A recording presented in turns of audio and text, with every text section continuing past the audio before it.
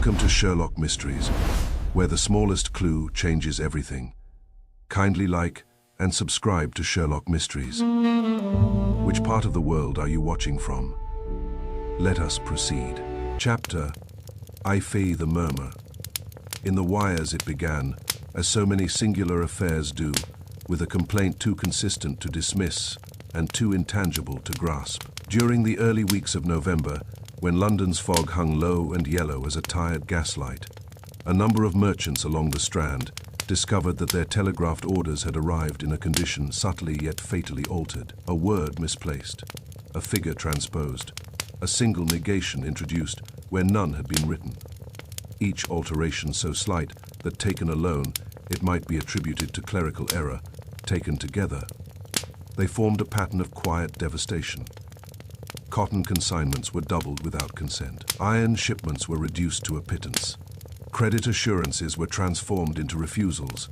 One reputable trader, Mr. Septimus Barlow of Barlow and Kane, saw 3 long-standing contracts collapse within a fortnight. Meanwhile, another man, scarcely known beyond his narrow alleyway office near Wellington Street, grew prosperous with suspicious rapidity. It was as though the wires themselves spoke in 2 tongues, one honest, the other treacherous. Scotland Yard, summoned more than once, could find neither broken seal nor forced lock. The telegraph offices reported no intrusion. Clerks swore to the accuracy of their transcripts. Yet the duplicate message slips retained by the senders told a different tale from those received at the far end. It was to Baker Street that the aggrieved men at last turned. I remember the morning distinctly. Holmes had risen early, though he had not slept. The faint bluish haze of his chemical experiments still lingered in the sitting room, mingling with the bitter scent of tobacco.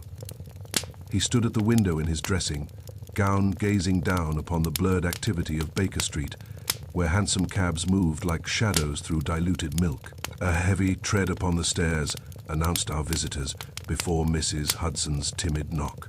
3 gentlemen entered, each of a different temperament, yet united by anxiety. The foremost was Mr. Septimus Barlow, a tall, spare man with iron-grey whiskers and the strained look of one who has watched his fortune unravel thread by thread. His gloves were clutched rather than worn, and he cast quick glances about the room as if treachery might lurk among Holmes's monographs. Behind him came Mr. Edward Mowbray, round-faced and florid, with the air of a man accustomed to brisk trade and louder opinions. His agitation manifested in restless hands and a persistent clearing of the throat. The third, who introduced himself as Mr. Lionel Harcourt, was younger and more reserved. His dark hair was brushed severely back, and his attire, though modest, was precise. He observed Holmes with an expression I could not at once decipher. Part admiration, part calculation. Holmes inclined his head slightly and motioned them to be seated. "You have brought the slips," he said quietly. The 3 men exchanged glances. "Yes," replied Barlow. "Duplicates of every disputed message, Mr. Holmes. The originals, of course, were handed to the receiving firms. We compared them afterward, by chance at first, then by grim necessity." Holmes extended his long hand. Barlow produced a neat packet tied with twine. Mowbray added several folded sheets from his breast pocket. Harcourt placed his contributions upon the table without a word. Holmes did not examine them at once. Instead, he regarded the 3 men in turn, his grey eyes attentive but unreadable. "Pray," said he, "describe the nature of the alterations before we consult the evidence." Mowbray burst forth first. "They are small, damnably small. A 5 becomes an 8. Immediate becomes tentative. Confirmed becomes conditional. No wild distortions, only slight adjustments, but each sufficient to cast doubt or create advantage." "And always to your disadvantage?" Holmes asked. Barlow gave a bitter smile, without exception.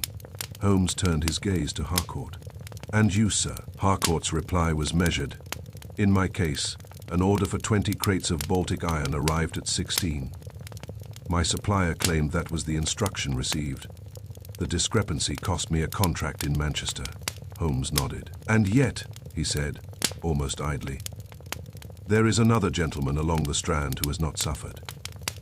At this, Barlow leaned forward sharply. But you will inform me who Mr. Trent is. Mowbray snorted. A newcomer. Set up his office scarcely 6 months ago. Imports miscellaneous goods. Iron, textiles, whatever promises quick turnover. Until recently, he was insignificant. Now he undercuts us with uncanny timing, knows precisely when our shipments falter. Holmes's fingers steepled beneath his chin. You have compared the timings. We have, said Barlow. Each of us suffers an alteration. Within days, Trent secures the very contract we have lost. Holmes rose abruptly and began pacing the hearthrug. Curious, he murmured. Most curious. He untied the packet and spread the slips across the table. I joined him. Though I confess that at first glance, I saw nothing beyond columns of commercial jargon and numerals. Holmes, however, bent low over the papers, his nose nearly touching the ink. Watson, said he, observe this. He handed me 2 slips. One bore Barlow's retained copy. The other, the version received in Liverpool. The difference lay in a single word. 60 had become 16. An error of transcription, I suggested. Perhaps, said Holmes. Now compare the formation of the X. I examined them more closely. In the original, Holmes continued, the X is formed with a downward stroke from left to right, then crossed lightly. In the received copy, it is composed of 2 symmetrical strokes. A clerk's hand, not the sender's. But surely that is expected, I said. The receiving clerk must transcribe the message. Precisely. And yet, he selected another pair again, a slight alteration. Again, the handwriting of the receiving clerk. Holmes's eyes gleamed faintly. Not a tampering with sealed envelopes, he murmured. Not an intrusion upon locked desks. The corruption occurs within the system itself. The merchants shifted uneasily. You mean, began Mowbray. Holmes raised a hand. I mean nothing yet. I observe only that every alteration is executed at the point of reception, not dispatch. Therefore, either the receiving clerks are culpable, or the message they receive is already altered before transcription. Barlow paled. But the telegraph code? Yes, said Holmes softly. The code. He gathered the slips into ordered stacks. Tell me, he continued, do you employ private cipher? We use standard commercial phrasing, said Harcourt. Nothing obscure, Holmes nodded. And the offices through which these messages pass? Most originate at the Central Strand office, replied Barlow. They are routed through various exchanges depending upon destination. Holmes crossed to the mantel and lit his pipe. The smoke curled upward in thoughtful spirals. There is, he said at length, a phenomenon known among telegraph engineers as cross-talk. A faint echo of one circuit bleeding into another, rare but not unknown. You believe that is the cause? Asked Mowbray eagerly. Holmes's lips twitched faintly. I believe, said he, that when an effect recurs with selective advantage, it ceases to be accident. Yet your attire and bearing suggest a man not unaccustomed to calculation. Have you observed anything beyond what your colleagues have reported? Harcourt hesitated, only for a fraction of a second. I have observed, he said slowly, that the errors favor Mr. Trent in a manner almost surgical. He is never affected, only we. Holmes's gaze sharpened. Never. Not to my knowledge. Holmes resumed his pacing. Watson, said he, kindly fetch my directory of telegraph engineers. I complied. Within moments, Holmes had located a name. Inspector Gregory of Scotland Yard has lately consulted an engineer by the name of Mr. Alistair, March regarding irregularities in signal strength along the Strand lines. Barlow leaned forward. Irregularities? Minor disturbances? Nothing actionable, I believe. Holmes closed the directory. Gentlemen, I shall require access to the Central Telegraph Office. Further, I should like to examine the wiring routes, particularly any auxiliary relays installed within the past year. Mowbray blinked. Relays. Holmes smiled faintly. The telegraph system is not a single continuous wire. Messages pass through relays, devices that strengthen and retransmit signals, Each relay presents an opportunity. Barlow rose abruptly. You suspect deliberate interference. Holmes's eyes gleamed. I suspect intelligence at work. The question is whose? He gathered the slips and tied them once more. Leave these with me. Say nothing of this visit, particularly not to Mr. Silas Trent. Harcourt's gaze flickered. You think he is involved? Holmes shrugged lightly. I think he prospers. The merchants departed shortly thereafter, their footsteps echoing heavily down the stairs. When the door had closed, I turned to Holmes. You believe the messages are intercepted mid-transmission? I believe, said he, removing his pipe and tapping it thoughtfully against the grate. That the wires murmur more than commerce, Watson. They murmur opportunity. He crossed to the window once more. Consider, no broken seals, no bribed clerks apparent, yet systematic alteration, always subtle, always profitable to one competitor. The instrument of deception must therefore be both invisible and precise. You suspect this Finch, the engineer? I suspect, Holmes replied quietly, that where electricity travels, so too may ambition. Outside, a telegraph boy hurried past, his boots splashing in the damp street. Somewhere beyond our sight, unseen currents raced through copper veins stretched across the city, carrying fortunes, promises, and perhaps treachery. Holmes stood motionless, listening, as though the faint crackle of distant wires already whispered their confession. The game, he said at last, is afoot, not upon the pavement, but in the current itself. And thus began the singular affair which I have since titled The Murmur in the Wires. Chapter Turfey ink that betrayed itself. Holmes examined the merchant's retained drafts with the delicacy of a jeweler weighing flawed diamonds. There are men who look at paper and see only paper. Holmes looked and saw habit, speed, and the faint signatures of character that even the most cautious hand cannot wholly conceal. The November light, already thin and colorless in our room, slanted across the table where the message slips lay spread like a game of some grim patience. Holmes's long forefinger passed over them without touching, as if he were reading by proximity rather than sight.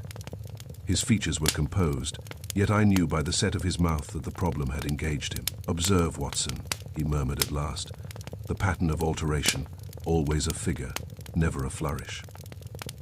He drew 2 slips toward me. In each, the change was slight enough to appear accidental, yet decisive enough to corrupt the bargain entirely. A single added stroke, said he, transforms 5 to 9, 1 to 7. But note what is never altered, not the salutation, not the goods, not the destination, not even the signatures when included. Only that portion of the message which governs quantity, price, and time. That suggests intelligence, I said, and commercial understanding. More than that, Holmes replied quietly. It suggests restraint. The amateur, intoxicated by his power, would indulge in bolder distortions. This man keeps his knife small and therefore sharp. He arranged the slips into 3 piles, corresponding to the 3 merchants, and then, with a sudden motion, swept the piles together again. The same hand, he said. I stared at the varied scripts, but they are plainly different. Holmes gave a small, impatient gesture, one I recognized as the merest surface irritation at my slowness. The merchant's drafts are different. The delivered forms, the copies made at reception, are all written by different clerks, each in his own style. Yet the nature of the alteration is consistent. See, the added stroke always falls at the same angle. The emphasis always moves toward higher quantities or lower prices when the disadvantage is to the sender. The decision is not clerical, it is imposed. But the handwriting upon the delivered forms bears no tremor of forgery, I persisted. It is the telegraph clerk's own script. Holmes's eyes narrowed with satisfaction, as if I had finally placed my finger upon the hinge of his thought. Precisely, no tremor of forgery, because there is no forgery. The clerk writes what he believes he receives. Therefore, we must look behind the ink and ask, what did the clerk hear? I confess that this struck me as fanciful. I had always considered the telegraph a matter of simple dots and dashes translated with mechanical certainty. But Holmes rose and crossed to the corner, where our battered microscope stood, and from a drawer he produced a small lens and a bottle of reagent. He returned and held a slip beneath the lamp. "The merchants brought these duplicates," said he, "believing that the truth lies here in their retained drafts. And so it does, in part, but the lie lies elsewhere." He dabbed a minute amount of reagent upon the paper and waited. "What are you doing?" I asked. "Testing the ink," said he. "Ink is ink." Holmes's smile was faint and strangely pleased. "You speak like a man who has never watched a murderer betray himself through a stain, Watson. Ink is a chemical record of time. It oxidizes, it fades, it changes. One may learn not only what was written, but sometimes when." The reagent spread, darkening slightly, then steadied. Holmes set the slip aside. "No alteration has been made upon this draft," he said. "The ink is uniform. The figures, though fatal, were written in one sitting." "That is what the merchants claimed," I said. Holmes inclined his head. "Yet observe this other point." He took up the delivered copy, the one received in Liverpool. "Here we have the clerk's transcript. The ink is also uniform. No later tampering. The alteration, therefore, is not in the writing of the receipt. It is in the signal." He held the two slips side by side, and then something that I had not considered before became apparent. On the merchant's retained drafts, certain numerals had been written with a heavy beginning stroke, a habit of the hand when the pen is first put to paper. On the delivered forms, the corresponding numerals lacked that heaviness. They were composed in the smooth, habitual flow of a clerk's steady copying. Holmes saw my attention shift and nodded. "Innocent transcription," he said. "Guilty instruction." He leaned back in his chair and closed his eyes for a moment, as though he were listening inwardly. "The timing of dispatch and receipt appears flawless," he continued. "Every message arrives within the expected interval. There is no sign of delay, no evidence of a message being held back to be tampered with. Therefore, the intrusion must occur without interrupting transmission." "Then how?" I demanded. "The message must be altered in transit." Holmes's eyelids lifted. "There are," said he, "only three means by which a telegraph message may be corrupted: by error at sending, by error at receiving, or by interference upon the line. We may dismiss the first, for the duplicates show consistent intent. We may tentatively dismiss the second, because the receiving clerks are diverse, and the errors selective. We are left with the third." He rose again and paced slowly, hands clasped behind his back. "Yet the lines are sealed. The junction boxes are locked. Scotland Yard finds no broken seal, nor forced lock. If a man cannot reach the wires in the street, he must reach them where the wires are exposed." Holmes stopped and looked at me with that quick, approving glance he bestowed when I stumbled, by luck or insight, upon the right track. "At the telegraph office," he repeated, "or at a relay station, or at any place where the circuit is accessible." He went to his desk and produced a map of London's telegraph distribution, an object that astonished me, for I had not known he possessed it. "You see this district," he said, tapping with his finger. "The Strand, Charing Cross, Wellington Street. The offices here feed the commercial arteries of London. Now note, only outgoing commercial wires from a certain district are affected." He turned to the slips again, consulting the dispatch stamps. "Every altered message originates from within a radius of less than half a mile. Not from the city generally, not from Whitechapel, not from Kensington. Always the same sector." "That points to the Strand office," I said. "Or to the exchange that serves it," Holmes replied. "But we must be more exact, Watson. To name a district is to wave vaguely at a crime. To name a chair beside an instrument is to accuse a man." His voice softened.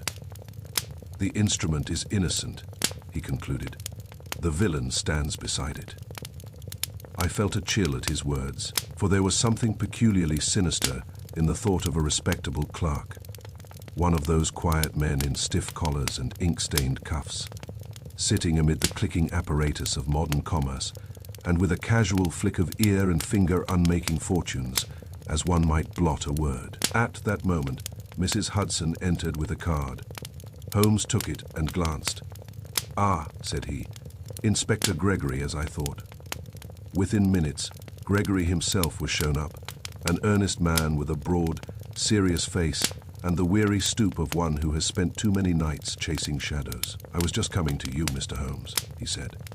"We've had 3 more complaints since yesterday, all from the Strand again."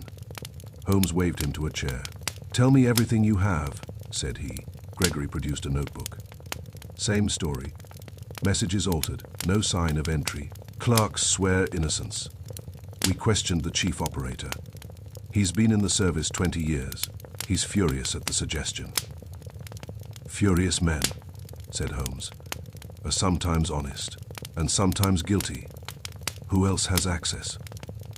"The operators, the boys, the superintendent." "No, outsiders." And the buildings watched. Holmes's face remained calm. "You consulted an engineer," he said. Gregory blinked.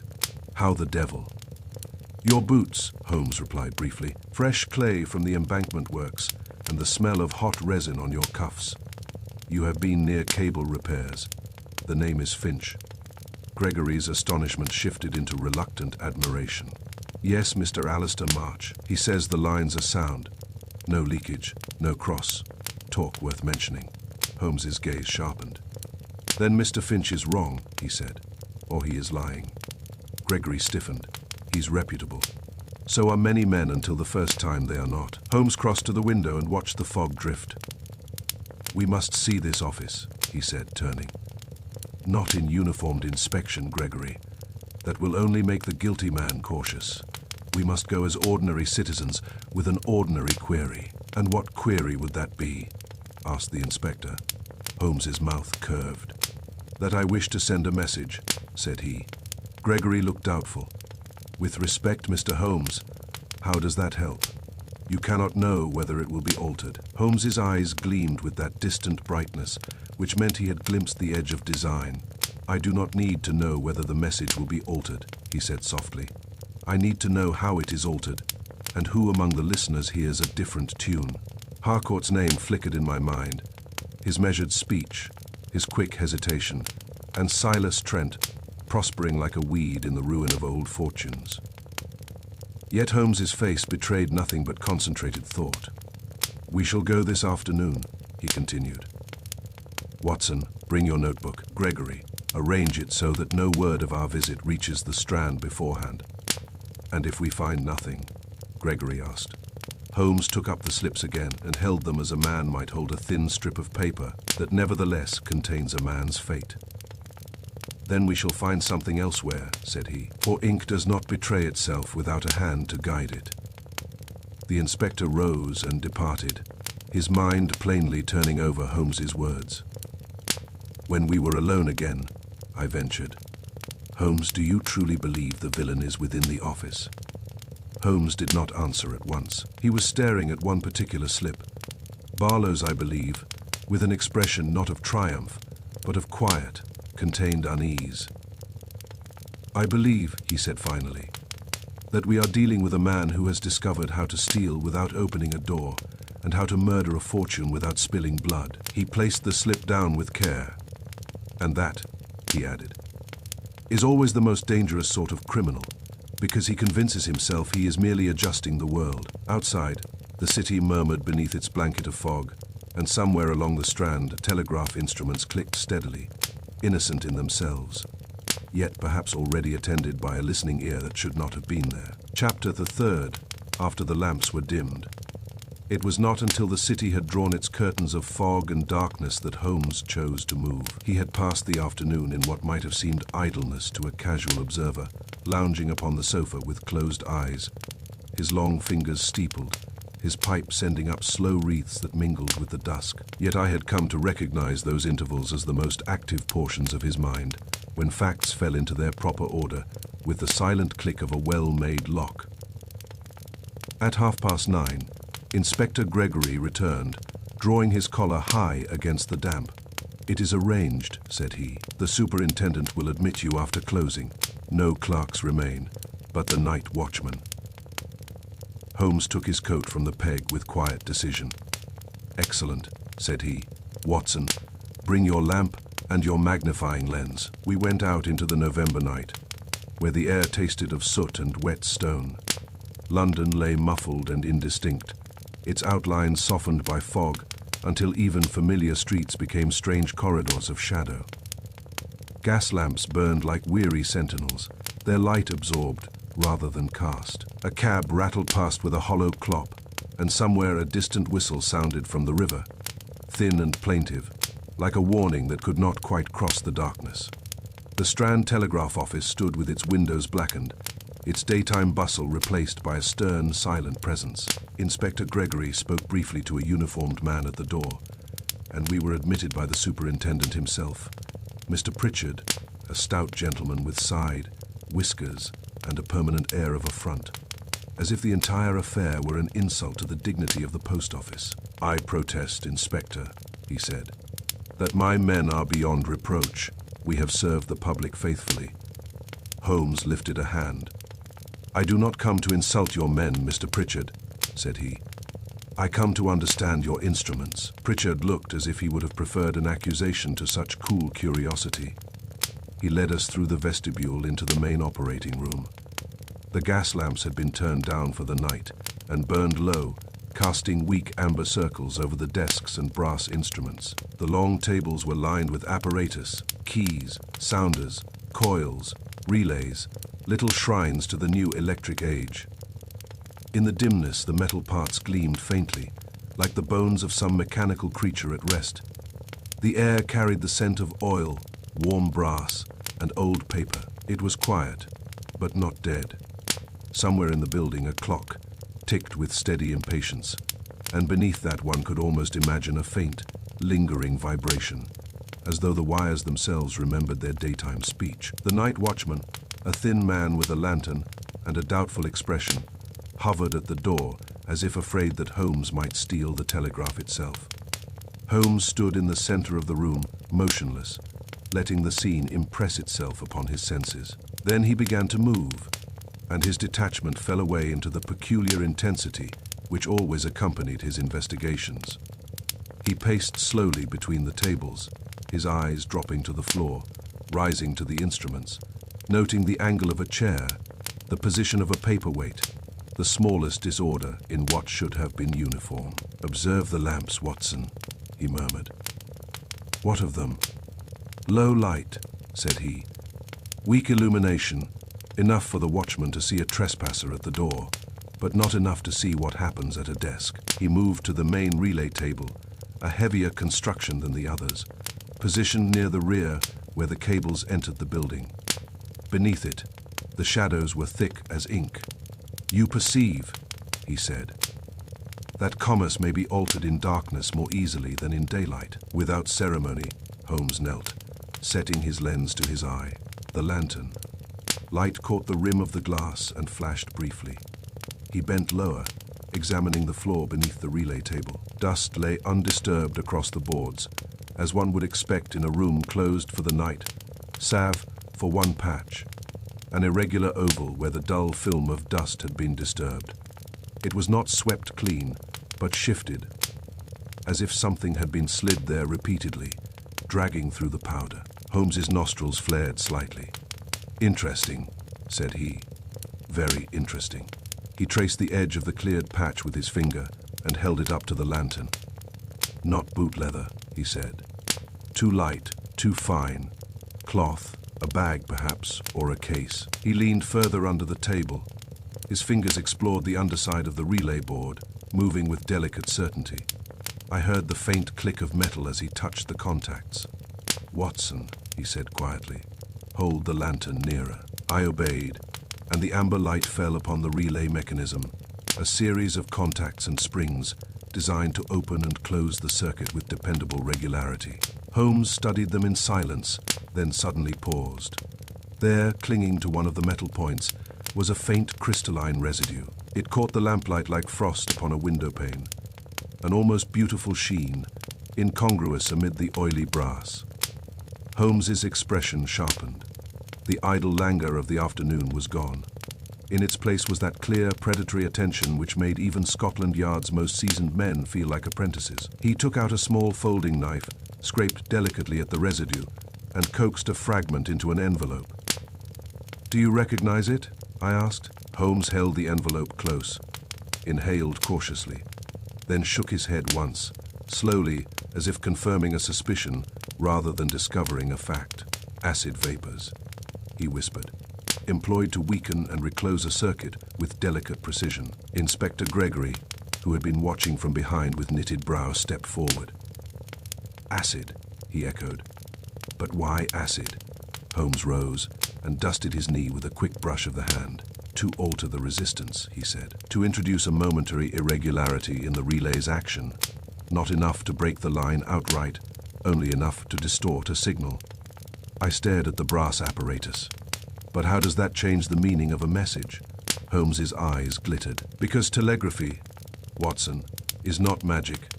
It is translation, and translation may be corrupted. A faint delay, a softened click, a momentary failure of contact. These may turn one pattern of dots and dashes into another, but the clerk would hear. The clerk would hear what the instrument tells him," Holmes replied. "If the instrument stammers at the right instant, the clerk will write down a 9 where a 5 was sent and swear honestly that it was so." Gregory's face darkened. "Then someone has been tampering with the current itself," Holmes nodded. "And doing so with knowledge," he said. "Not with a hammer, but with a chemist's bottle. That residue is not the casual stain of a workman. It has been applied deliberately in repeated doses. Enough to etch, then enough to settle again." The superintendent, Mr. Pritchard, made an indignant sound. "You are suggesting one of my men crawls beneath the tables with acid? Preposterous." Holmes turned upon him with sudden coldness. "I am suggesting nothing about your men's character, Mr. Pritchard," he said. "I am stating that someone with access to this room and knowledge of these relays has employed acid vapors here." Pritchard's protest faltered. "The watchman is here all night," he said weakly. Holmes's head tilted. "And does the watchman patrol beneath the relay table?" The thin man at the door shifted uneasily. "I walk the room," he muttered. "I don't crawl under desks, sir." Holmes's gaze softened slightly. "And do you ever leave this room?" "Aye," said the watchman, "to make my tea. There's a little scullery down the hall." "How long are you gone?" Holmes asked. The watchman scratched his jaw. 10 minutes, perhaps. 15 if the kettle's slow." Holmes exchanged a glance with me. "Quite sufficient," he murmured, "for a man who knows precisely what he means to do." He stepped again to the relay table and looked at the underside. Not at the contacts now, but at the screws that secured the panel. "One screw has been turned more often than the others," he said. Gregory leaned in. "How can you tell?" Holmes pointed. "The slot is burred. A poorly fitting screwdriver. The others are clean." He straightened, his mind clearly moving ahead. "This was not done by a trained engineer," he said. "An engineer would have proper tools and would remove the panel cleanly. This was done by a man with knowledge enough to be dangerous and impatience enough to be careless." I could not help recalling Harcourt's precise attire and careful speech. Yet Holmes did not name him. Instead, he walked to the nearest desk and examined the inkwell. He dipped a finger in it, rubbed the ink between thumb and forefinger, and sniffed. "Ordinary," he said. "No chemical additions. The ink is not the betrayer here." He turned back to the relay. "But the relay is." Inspector Gregory's voice was low. "What do we do now?" Holmes took the envelope with the residue and placed it carefully in his pocketbook. "Now," said he, "we discover who has the opportunity, who has the knowledge, and who has the motive." He looked around the dim room, the quiet desks, the sleeping instruments, the weak circles of lamplight in a sea of shadow. "There is always," he continued, "a point at which a clever plan must touch the physical world. That touch leaves a mark. We have found one such mark beneath this table." He glanced at the disturbed dust patch again. "And we have found another." Pritchard swallowed. "You think the man comes under here with a case?" Holmes's smile was thin. "I think," said he, "that the villain does not merely stand beside the instrument, he kneels beneath it." Outside, the fog pressed against the windows like a living thing. Somewhere beyond the walls, unseen currents ran through copper arteries, carrying honest messages into the night. But here, in the low amber glow, Holmes had found proof that someone had learned to whisper lies into the very mechanism of truth. And with that discovery, the case which had begun as a mercantile nuisance took on a darker aspect, for to tamper with the wires was to tamper with the nervous system of modern England itself. Holmes's eyes, bright and distant, fixed upon the silent relay. "Come, Watson," he said softly. "We are late already." Chapter 4, the hidden key, the discovery of the crystalline residue beneath the relay table, had altered the very complexion of the case. What had begun as commercial grievance had deepened into mechanical conspiracy. Holmes, however, betrayed neither triumph nor alarm. He was, as ever, most animated when the invisible began to take form. We remained in the Strand Telegraph office long after the superintendent's protests had dwindled into uneasy silence. Holmes moved now with a more defined purpose. The relay had been tampered with. That was clear, but tampering alone did not explain the precision of the alterations. There must be not merely interference, but control. "Watson," he said, "a relay may distort, but it cannot compose." "Compose," I echoed. "Yes. It may blur a signal, it may weaken or fragment it, but it cannot invent a 9 in place of a 5, with consistent intention that requires a mind behind the interruption." He stepped to the principal operator's desk, the one positioned nearest the main line from which outgoing commercial wires were dispatched. The chair stood neatly pushed in. The key rested in its usual place, polished by long use. Holmes examined the surface with care. His fingers traced the grain of the wood, pausing at faint scratches invisible to any but the most attentive eye. "Mr. Pritchard," he said quietly, "who occupies this station?" "Our senior operator during the afternoon hours," replied the superintendent stiffly. "Mr. James Calder, 12 years in the service." Holmes nodded, but his gaze did not lift. "Does Mr. Calder take his meals here?" "Sometimes, when traffic is heavy." Holmes crouched suddenly, his long form folding with unexpected grace, and reached beneath the desk. I saw his expression change, not dramatically, but with a minute tightening at the corners of his eyes. His hand moved slowly along the underside of the wood. "Inspector," he said softly, "bring the lantern closer." Gregory complied, bending awkwardly to cast light beneath the desk. There, affixed with neat brass screws to the inner frame, was a small, concealed lever, ingeniously constructed, and so placed that it lay hidden from any standing observer. It could only be reached by a seated operator, whose hand, idly lowered, might find it without visible motion. Beside it, partially obscured by shadow, was a secondary tapping key, smaller than the principal instrument, yet connected by fine insulated wires that disappeared into the body of the desk and thence toward the main line. For a moment, none of us spoke. Holmes's hand rested lightly upon the device. "A second voice for the wire," he observed. The superintendent's face had gone pale beneath his whiskers. "That is not standard equipment," he stammered. "I swear it, Mr. Holmes." "I do not doubt you," Holmes replied calmly. "This is no official addition." He manipulated the lever gently. It moved with smooth resistance, oiled and well, maintained. When engaged, it produced the faintest click within the relay apparatus across the room.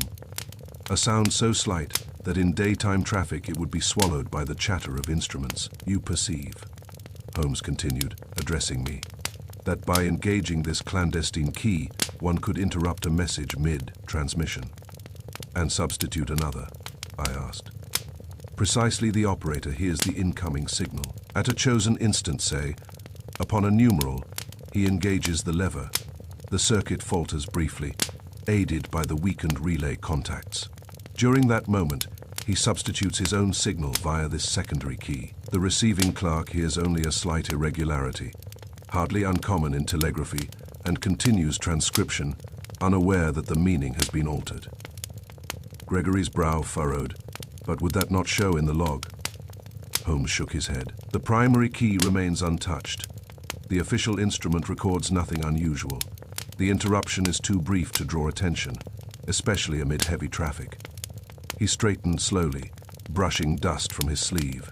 The residue upon the relay contacts, he went on, served a purpose. Acid vapors would slightly weaken the metal, introducing a fractional delay in conductivity. Not enough to arouse suspicion, but sufficient to create a momentary gap when the hidden lever is engaged. That gap masks the substitution. Mr. Pritchard sank into a nearby chair. "You mean," he said faintly, "that London's commerce has been, you're written in silence." Holmes finished gravely. The words seemed to settle upon the room like ash. Holmes examined the secondary key more closely. It was no crude contrivance. The wiring was precise, the soldering careful. Whoever had installed it possessed both mechanical knowledge and steady hands. "This is not the work of impulse," Holmes said. "It is deliberate, elegant." He traced the wires with his fingers until they joined the main line beneath the desk. The connection had been made cleanly, without visible damage to the official circuit. "Inspector," he said, "this desk must not be disturbed. Post a man here at once, one whom you trust implicitly. Let no operator near it until we have arranged our trap." "Trap," Gregory repeated. Holmes's eyes shone with quiet fire. "Yes, for we must catch not merely the hand, but the intention." He turned to the superintendent. "Mr. Pritchard, you will inform Mr. Calder and the other clerks that there will be routine maintenance tomorrow afternoon. No mention of irregularities, no accusations. Continue as usual." Pritchard nodded weakly. Holmes stepped back and surveyed the desk as though it were a chessboard upon which the next move must be calculated with precision. "The man who installed this," he said thoughtfully, "must be one who sits here regularly. He must know the rhythm of the traffic, the habits of his colleagues, the intervals when the watchman leaves the room." "Calder," Gregory muttered. "Perhaps," Holmes replied, "but suspicion is not proof." He moved once more beneath the desk and examined the screws fastening the hidden apparatus. "These are newer than the wood," he observed. "The slots are unblemished, installed with proper tools." "Unlike the relay screws," I said, recalling the burred metal beneath the table. Holmes glanced at me with approval. "Just so, the relay was accessed clumsily. Perhaps in haste. The hidden key, however, was fitted with care. That suggests 2 stages of operation. First, the device is installed. Later, adjustments are made beneath the relay to perfect the interruption." Gregory frowned. "Why not simply use the key alone?" "Because," Holmes replied, "without the slight weakening of the relay contacts, the interruption might be too obvious. A clean break would produce a noticeable silence, a gap that even a weary clerk might question. But a circuit already inclined to falter provides cover." He paused, then added quietly, "It is a most intelligent arrangement."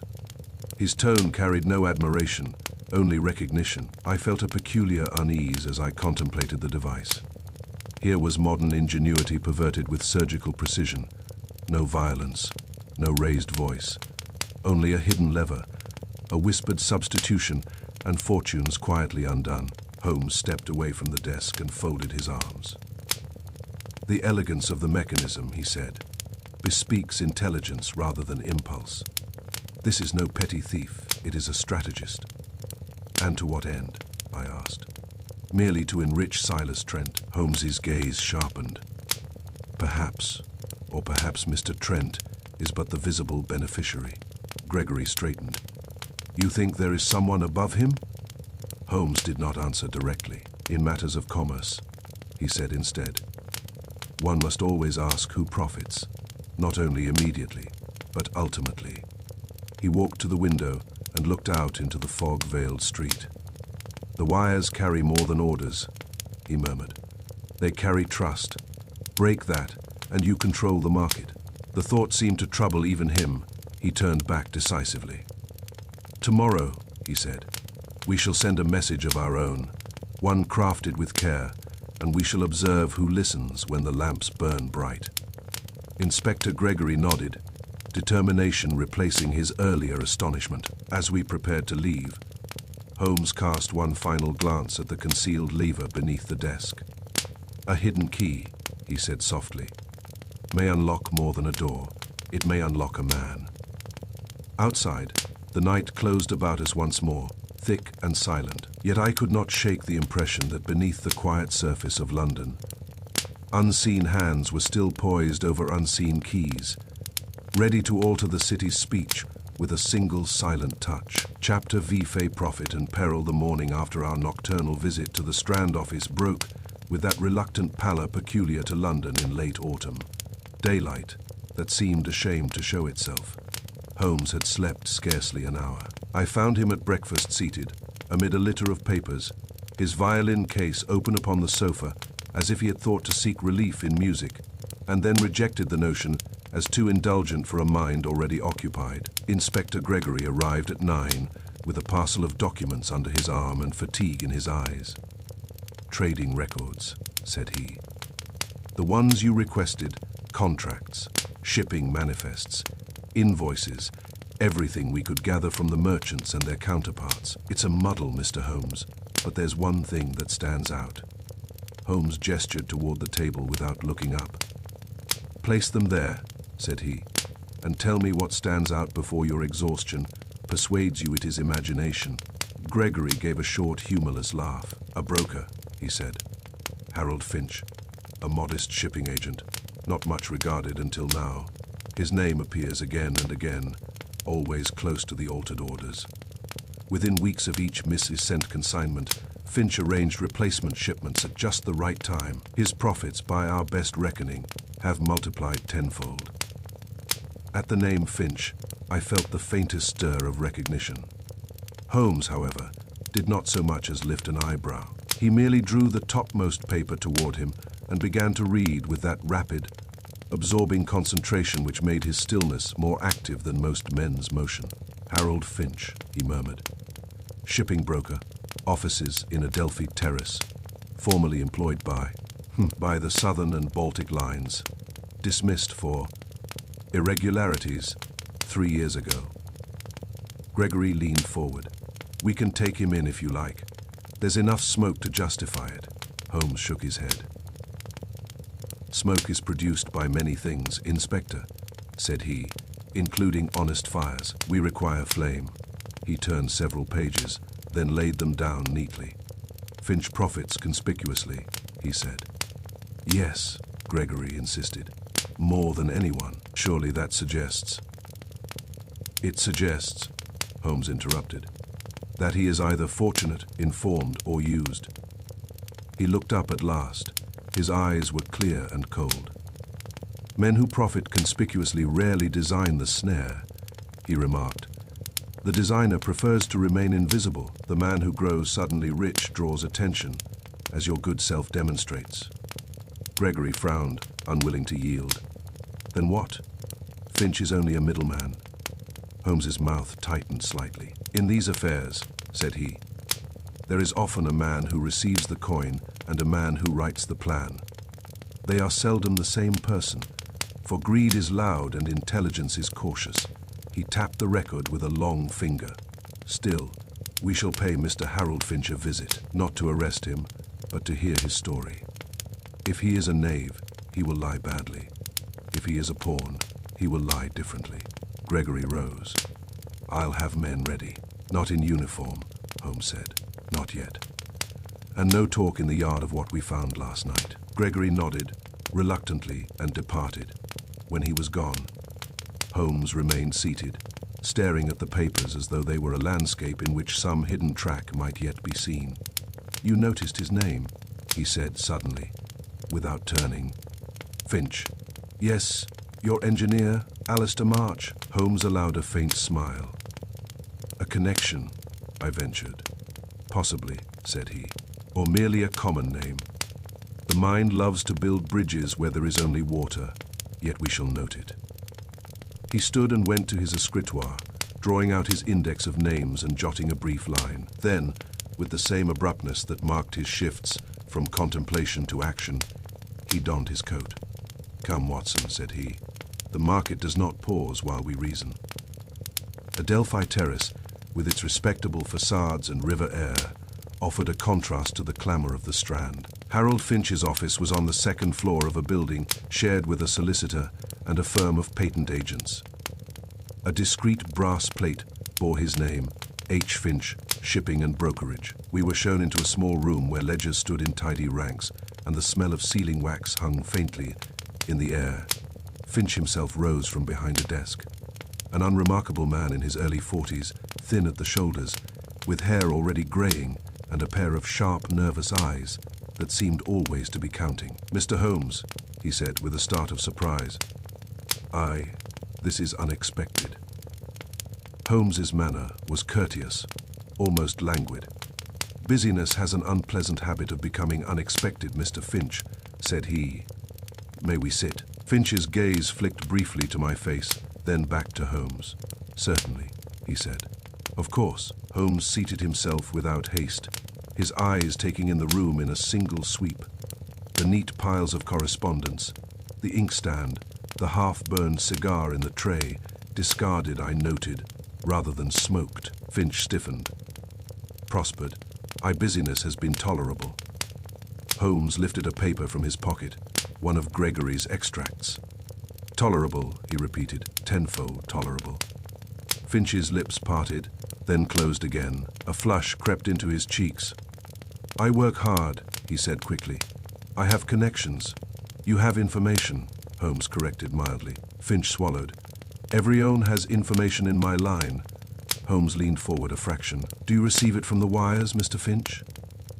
For a moment, Finch did not answer. His fingers, thin, ink-stained, gripped the edge of the desk. "I don't know what you mean," he said at last. Holmes's voice remained calm, yet there was steel beneath it. "I mean," said he, "that you have arranged replacement shipments with improbable timing, that you have underbid established merchants by knowing precisely when they would falter, that your success coincides with a series of altered telegraph orders." Finch stared at him, breathing shallowly. "I am a broker," he whispered. "People come to me when they are desperate. They always have." Holmes watched him in silence. Then he stood abruptly and moved to the mantel, picking up a framed photograph that sat there. Finch with a woman and 2 children. "2 sons," Holmes said quietly, "both under 10. The elder has a weak chest. See the posture, the slight hollowness beneath the collarbone. A physician's bill is seldom tolerable, Mr. Finch." Finch's composure cracked. His eyes shone with sudden moisture. "You've no right," he began. Holmes turned, the photograph still in his hand. "I have every right," he said, "to prevent you from being destroyed by the man who uses you." The word seemed to strike Finch like a physical blow. He sank back into his chair. "I didn't," he whispered. "I never touched a wire. I swear it. I only took what was offered." "And what was offered?" Holmes asked. Finch's gaze darted toward the door, as if he feared eavesdroppers even in his own office. "Information," he said hoarsely. "A man came. He said he could tell me when shipments would fail, when orders would be misread, when merchants would be forced to seek alternatives. He said I could make my fortune without harming anyone, only by being ready when misfortune struck." Holmes's eyes narrowed. "A man," he repeated. "Describe him." Finch hesitated, then spoke in a rush. "Tall, youngish, clean-shaven, wore a clerk's suit, but better cut than most. Hands, restless hands, always moving. He smelled of ink and something sharp, like vinegar." Holmes's gaze flickered. "Vinegar," he murmured. "An acid tang." Finch nodded miserably. "He never gave a name, only said he worked near the wires. He said he could not take the profit himself, too dangerous, but that I could. I would pay him a portion, discreetly." "And you did?" Finch bowed his head. "Yes." Holmes replaced the photograph gently. "You are a fool," he said, not unkindly, "but perhaps not a villain." Finch looked up desperately. "I didn't know," he pleaded. "Not at first, then I suspected, but my boy's physician." Holmes raised a hand to silence him. "You will give Inspector Gregory the full account," he said, "and you will provide the place and time of your payments." Finch nodded, trembling. They were always in person. In the evening, near Charing Cross, by the bookstores. Holmes's expression remained fixed, but I saw in it a cold satisfaction. The first thread had been grasped. We left Finch's office and walked in silence down to the street. The fog had thinned, revealing a pale strip of river beyond the buildings. Holmes hailed a cab. "To the Strand office," he said. "Inside the rattling vehicle," I ventured. "Then Finch is only an intermediary." Holmes nodded. "A conspicuous beneficiary," he said, "which is why he was chosen. The true mind behind this prefers a quieter profit." But Finch described a man, tall, young, restless hands, ink and vinegar smell. "That sounds like a clerk," Holmes finished. "Yes." He leaned back, eyes half-lidded. "And now," he said softly, "we must ask which clerk." The Strand Telegraph office was busy even at midday, the instruments clicking like a nest of mechanical insects. Holmes stood a little apart, apparently idly watching, yet his attention was everywhere. On the operators' hands, on their faces, on the subtle habits that betray fatigue or deceit. Inspector Gregory met us at the side door and ushered us into a small room where 3 clerks sat under uneasy scrutiny. Holmes's gaze passed over them with swift precision. One was middle-aged, broad and stolid, his hands steady as iron. Another was young and nervous, his eyes flickering constantly toward the door. The third sat very still, too still, as if motion itself might betray him. Holmes's eyes lingered upon the second Edward Blake. Gregory murmured in my ear, "Telegraph clerk, 24, respectable, no record." Holmes spoke to Blake with a softness that might have been sympathy. "Mr. Blake," said he, "you have been in the service how long?" 2 years, sir," Blake answered quickly. Holmes watched him as he spoke. The young man's pallor was striking, and his restless hands could not remain at peace. Fingers rubbing thumb against forefinger, then clasping, then unclasping, as if some invisible current ran through them.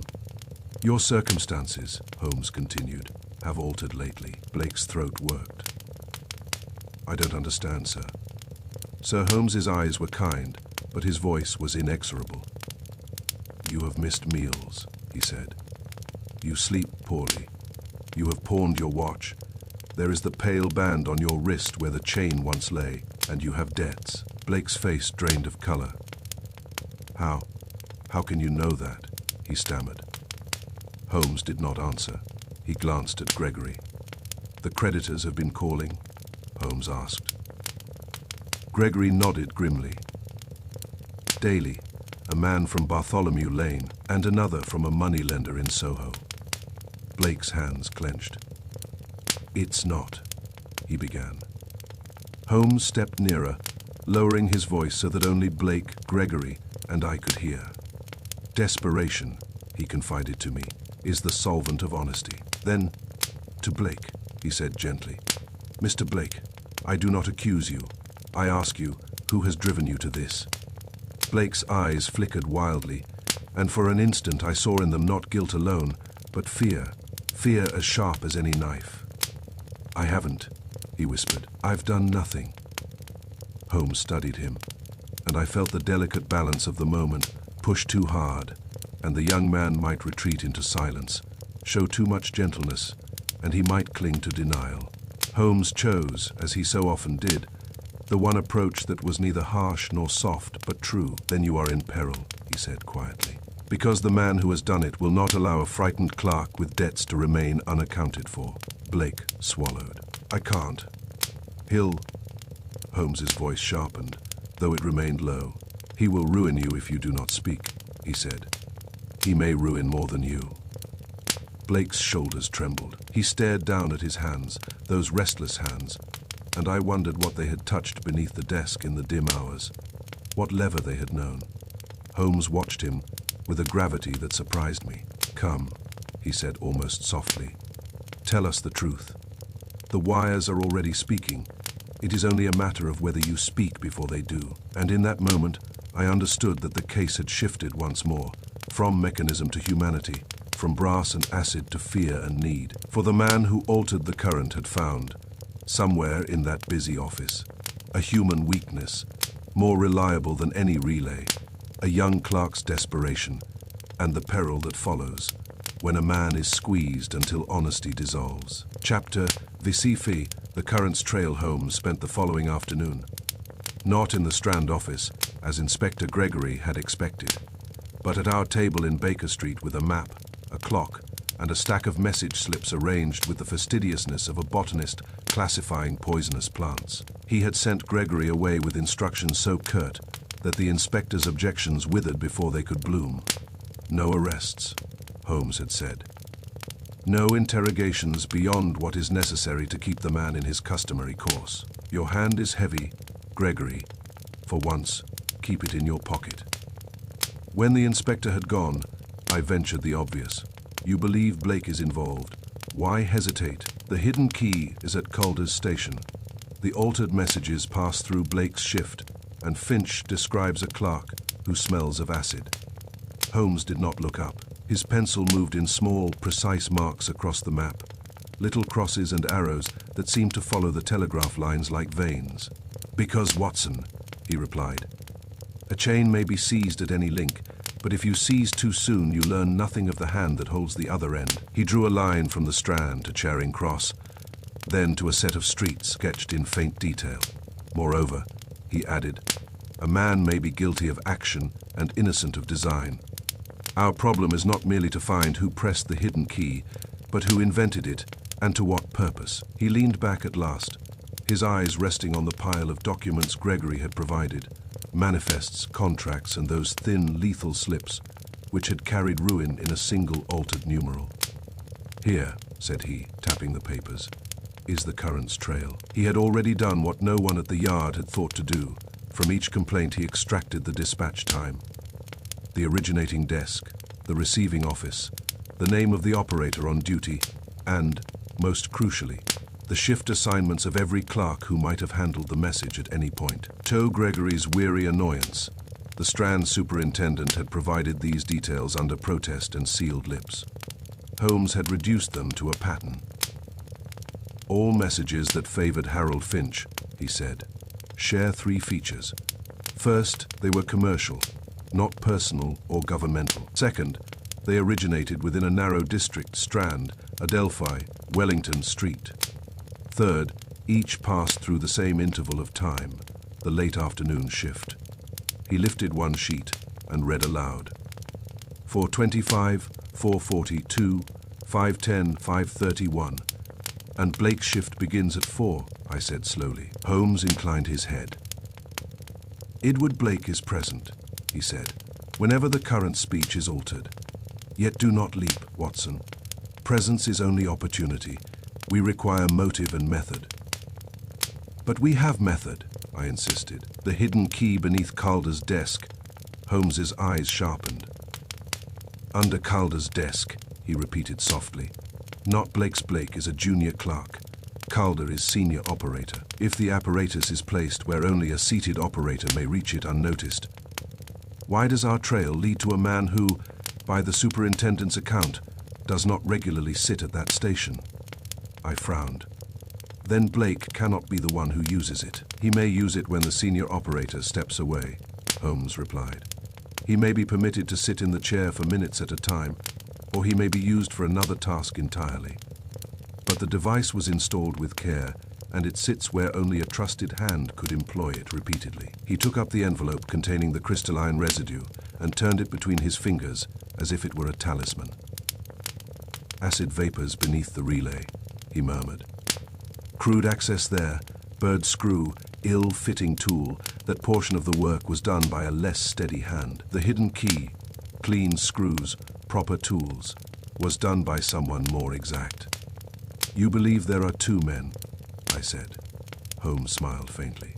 I believe, he said, that there are at least two minds. Whether they occupy two bodies remains to be seen. He stood, pulled on his coat, and took his hat from the peg. Come, said he. We shall not settle the matter from a chair. We returned to the Strand office shortly after 3. Holmes did not enter as a detective, but as a man with an idle interest in mechanism. He lingered near the desks, asking questions of the superintendent about relay maintenance and signal strength, as though he were a gentleman of leisure with a taste for modern marvels. Meanwhile, his eyes never ceased their work.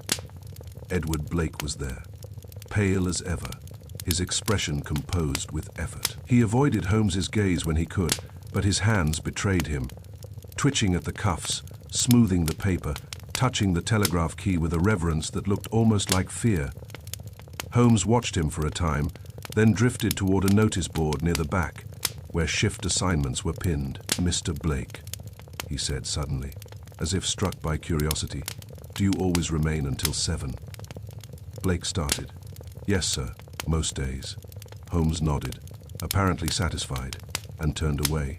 When the clock approached 6, Holmes's posture altered, so subtly that only I noticed it. His languor fell away. His attention tightened like a wire drawn taut.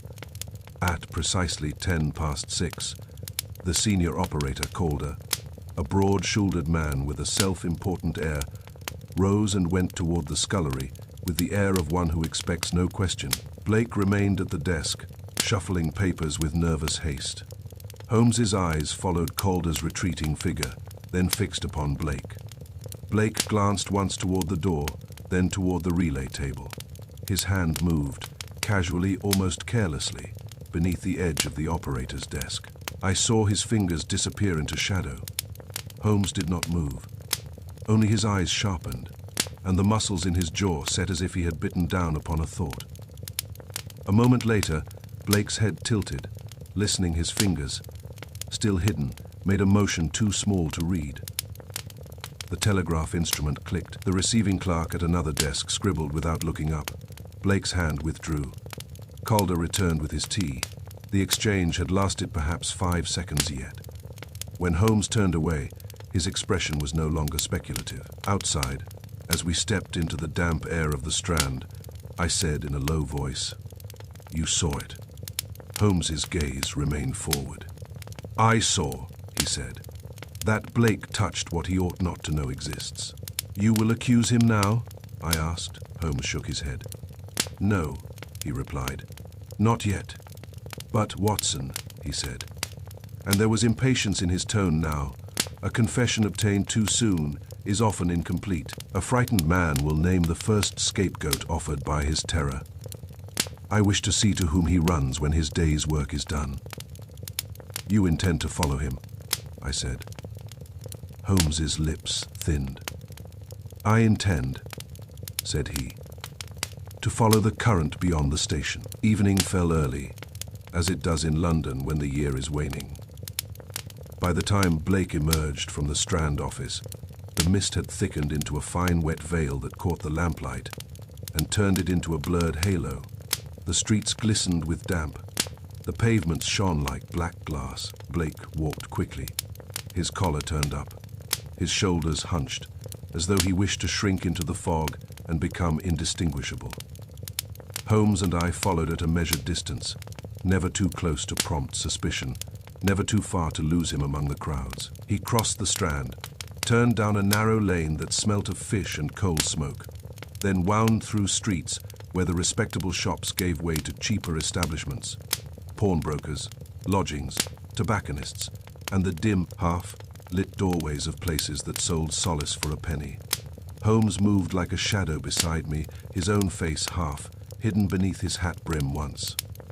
When Blake paused at a crossing as a cart rumbled past, Holmes touched my sleeve and drew me back into a doorway without a word. Blake glanced our way, then continued, never suspecting that the fog held eyes. At last he stopped before a tobacconist's shop, whose window displayed cigars arranged like dark jewels. Above the shop, reached by a narrow stair at the side, were lodgings. Blake went up, carrying a small leather case in his hand. "There," Holmes murmured. We waited. The shop below closed with a metallic rattle. Footsteps moved overhead. Then a lamp was lit. The upper window glowed faintly behind a thin curtain. Holmes's face, when the light touched it, had that peculiar expression of still excitement, like a man listening to music no one else can hear. "How long?" I whispered. "Until he forgets himself," Holmes replied. Minutes passed. The street grew quieter. The damp mist gathered on our coats and hats. Somewhere, a policeman's whistle sounded, distant and sharp, and the sound seemed swallowed by the fog almost at once. Then, from the window above the tobacconist, the curtain shifted slightly, just enough to allow a fraction of lamp glow to spill. Holmes moved. He crossed the street with a silence that would have shamed a cat, drew close to the wall beneath the window, and raised himself to peer through a small gap where the curtain did not quite meet the frame. I joined him, my heart beating with that strange mixture of dread and curiosity which so often attended Holmes's investigations. Through the thin curtain, the room appeared in fragments: a corner of a table, a chair, the edge of a bed. Yet even that partial view was enough. Up on the table lay coils of insulated wire, carefully wound. Beside them stood 2 glass jars with stoppers, their contents pale and faintly luminous in the lamplight. A strip of telegraph tape lay unrolled, marked with dots and dashes.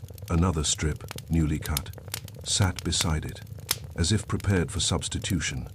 And there, most damning of all, was a small brass tapping key, portable like those used in field telegraphy. Holmes's breath was steady, but his eyes burned. "The conspiracy," he murmured, "extends beyond the station. For if the mechanism under Calder's desk explained the method of interference, this room suggested something larger: preparation, duplication, rehearsal."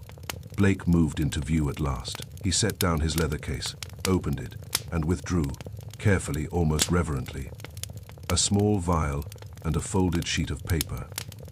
He glanced toward the door, then toward the window. Then, believing himself alone, he began to work. He poured a few drops from the vial into a shallow dish. A faint acrid odor drifted even through the glass. "Acid," I whispered. Holmes nodded, his gaze unwavering. Blake took a cloth, dipped it into the dish, and rubbed something out of sight. Perhaps the contacts of the portable key. Perhaps the end of a wire. Then he paused, as if listening, though no sound reached us. I saw his lips move, not in speech, but in silent counting. Holmes's hand tightened on the windowsill. "Training himself," he murmured. "Timing rhythm." Blake then did something that unsettled me more than all the wires and jars. He drew from his pocket a second slip, already written upon in a neat, deliberate hand. Not telegraph tape now, but ordinary paper. He held it close to the lamp, reading it once, twice, as if memorizing. Then he placed it carefully in the leather case and closed the clasp. Holmes withdrew from the window, his face grave. "This is not merely a clerk in debt," he said softly. "This is a clerk given instructions." "A second mind," I said. Holmes's eyes narrowed. "Clearly at work," he replied. "For consider, Blake is desperate. Yes, desperation explains compliance. But it does not explain invention. It does not explain the elegance of that hidden key. It does not explain the discipline of this apparatus." He stepped back into the shadow of the doorway and drew me with him. We watched as the lamp above dimmed slightly, as if someone had adjusted the wick. The curtain settled again. Blake, having finished his preparations, was no longer visible. Holmes's voice was low, controlled, and edged with something I had not often heard in it. Not anger, precisely, but a cold moral clarity. "He is being used," he said. "And when a man is used, he is often discarded." "What will you do?" I asked. Holmes did not answer immediately. He was listening. Not to the room above, but to the street around us, to the flow of footsteps and distant wheels, as though the city itself were a circuit and he the instrument reading its pulses. "At present," he said at last, "we shall not break in. Not yet." I stared at him. "But we have proof. We have proof of activity," Holmes interrupted, "not of authorship. If we arrest Blake now, we obtain a frightened confession and a portion of the apparatus. The mastermind will vanish, and the wires will fall silent, until he finds another lever, another clerk, another weakness." He leaned closer. "I intend," he said, "to let the current lead us to its source." He drew from his pocket a small piece of chalk, and marked a faint sign upon the wall near the doorway, a simple symbol I did not recognize. "A signal," I whispered. "For our own man," Holmes replied. "Gregory shall post someone discreetly. Blake will be watched without knowing it." The street remained quiet. Above, the faint glow behind the curtain pulsed once, then steadied like a heartbeat. Holmes put a hand on my arm. As we walked away into the mist, I glanced back at the tobacconist's shop and its dim upper window. It seemed innocent, like any other lodging in London. Yet within that rented room, wires and acid jars lay ready, tools not for honest labor, but for rewriting the city's speech. And somewhere, Holmes was certain of it, there was another man, unseen, who had conceived the plan and now waited for the next message to pass through the dark arteries of England. The current, once followed, would lead us onward, but I could not help wondering whether, before we reached the source, it might first lead us to tragedy. Chapter 7. Fay 2 in concert. Holmes did not sleep that night. I know this because I did not sleep either, and each time I stirred I heard the faint, measured tread of his pacing upon the carpet, or the soft scratch of his pen as he set down some fleeting inference before it escaped him. Toward dawn there came silence at last. But it was not the silence of rest. It was the stillness of a mind that has arranged its pieces and awaits confirmation. By 9 o'clock, Inspector Gregory was again in our sitting room, his expression sharpened by expectation. "You were right to wait," he said without preamble. The room above the tobacconist's, rented under another name, not Blake's. Holmes, who stood at the mantel warming his hands though the fire was scarcely needed, did not turn. "The name?" he asked quietly. "Martin Hale." Holmes inclined his head slightly, as if he had anticipated no other. "A former telegraph engineer," Gregory continued. "Dismissed from the Central Exchange 3 years ago, officially for experimental meddling with equipment without authorization. Unofficially," he hesitated. "Unorthodox brilliance," Holmes supplied. Gregory gave a grudging nod. "He was considered clever. Too clever. Made alterations to relays that improved efficiency, but frightened his superiors. There were rumors of unauthorized modifications." Holmes turned now, his eyes alight not with surprise, but with confirmation. "Precisely," he said. The hidden key was no improvisation. It bore the hand of a man who understood the architecture of the circuit. The bird screw beneath the relay. Ah, that was Blake's clumsier contribution. Hale conceived, Blake executed. Gregory frowned. "Then you believe Hale the architect?" Holmes walked to the table and spread the slips once more. "Let us review," he said. "We have a concealed secondary key beneath Calder's desk, installed with proper tools and exact alignment. We have acid vapors applied to relay contacts with technical knowledge, sufficient to weaken but not destroy conductivity. We have a portable key and duplicate tape in a rented room, used for rehearsal and preparation. Finally, we have a pattern of altered messages, always coinciding with Blake's presence and Finch's gain." He tapped the papers lightly. Gregory folded his arms. "Then Hale devised the mechanism. Blake supplied access and timing." "Just so," Holmes replied. "Two in concert." He moved to the window, looking down upon Baker Street, as if it were another diagram to be interpreted. "Hale, possessing technical brilliance but little scruple, conceives the device. He knows how to interrupt a circuit invisibly, how to mask substitution within legitimate traffic, yet he lacks regular access to the instruments." "Blake," Gregory said slowly. "Blake," Holmes agreed. "Young, in debt, restless hands, desperation in his eyes. He works the late shift. He observes the rhythm of messages, the moments when Calder leaves his station, the intervals when the watchman makes his tea. Hale offers him a share, small enough to seem attainable, large enough to seem salvation." "And Finch?" Gregory asked. Holmes's expression sharpened. "Finch is but the unwitting mirror reflecting their theft." Gregory raised his brows. "Unwitting," he admitted to taking information knowingly. "He admitted to taking advantage of misfortune," Holmes corrected. He suspected irregularity but did not understand its source. "Hale requires a channel through which profit may be realized without exposing his own hand. Finch's conspicuous success draws attention. Yes, but not toward the wires, toward commerce, toward competition. That is deliberate. He paused, then added, a decoy of prosperity. I considered the arrangement and felt the chill of its symmetry.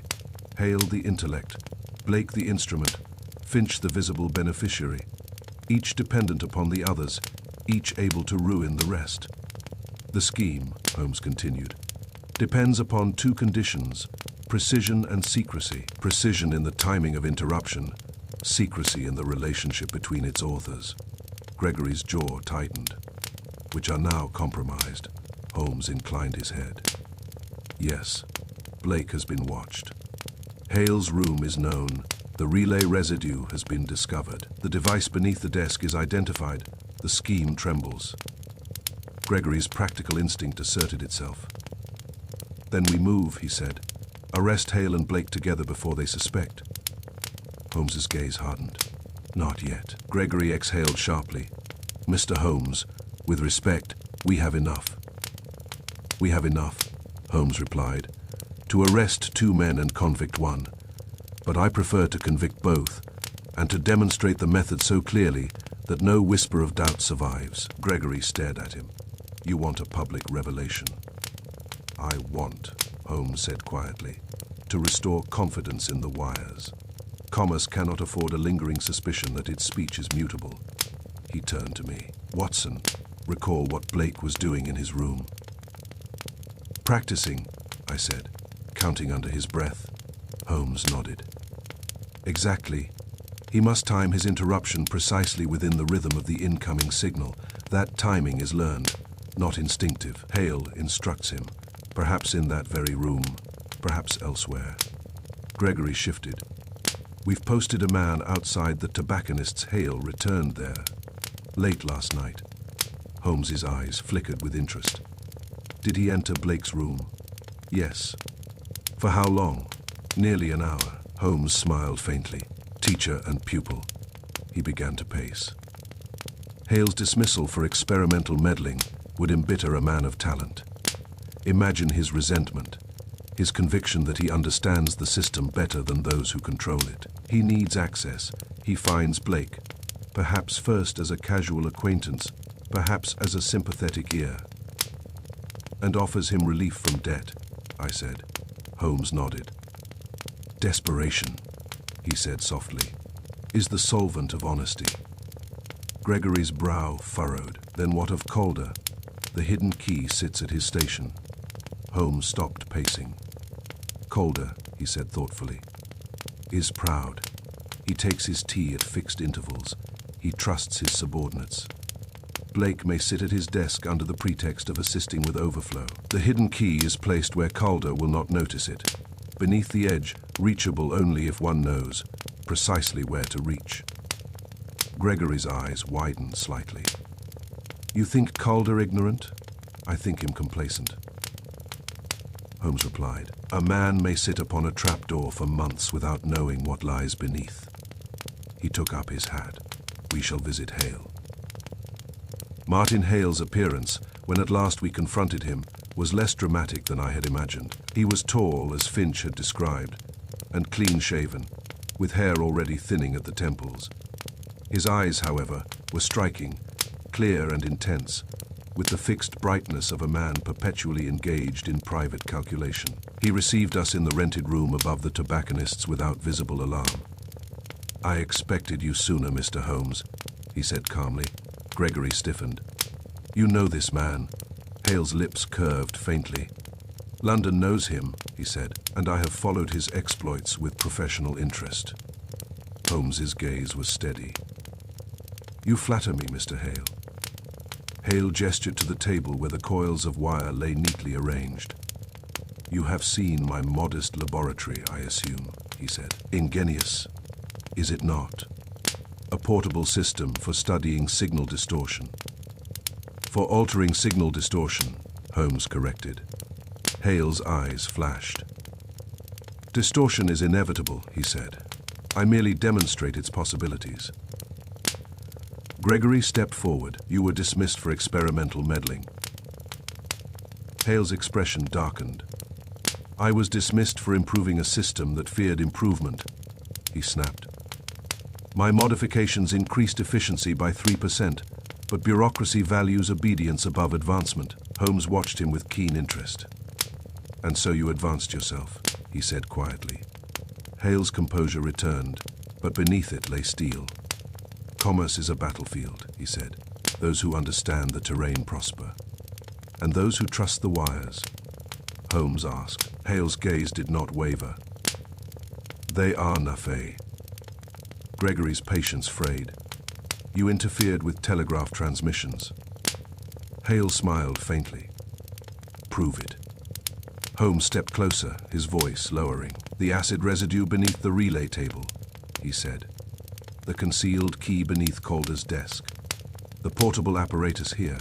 The pattern of altered messages passing exclusively through Blake's shift. The Prophet's channel through Finch. Hale's eyes flickered at Blake's name. Ah, he said softly. Edward, you instructed him, Holmes said. Hale did not deny it. He required assistance, he said instead. His creditors were unkind. And you were charitable? Holmes asked. Hale's mouth tightened. I was practical. Holmes regarded him for a long moment. You possess technical brilliance, he said, but little scruple. Hale's eyes hardened. Scruple, he replied, is a luxury of those who have not been dismissed for their genius.